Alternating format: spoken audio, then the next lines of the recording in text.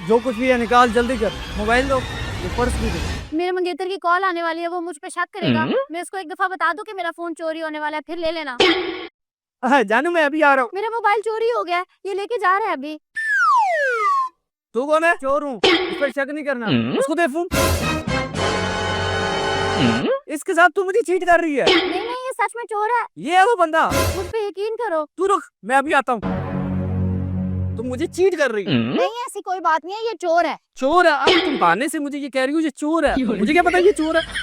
तुम मुझ पे शक कर रहे हो, ऐसी कोई बात नहीं है, मैं बोल रही हूँ ये चोर है। अरे बताओ ना ऐसे कि तुम चोर हो। हाँ भाई मैं वाकई चोर हूँ। सब कुछ कर तू तो मेरे सामने ये सब कुछ हो रहा है, तो मेरे पीछे क्या होगा? ये तो आज मैंने पकड़ लिया तुम्हें।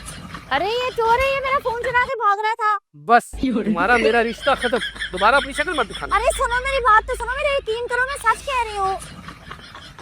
सॉरी, मेरी वजह से आपकी मंगनी टूट गई। ये अपना सामान रख लें। रखो ये सामान अपने पास, मंगनी तोड़वा दी है मेरी, आप खुश हो?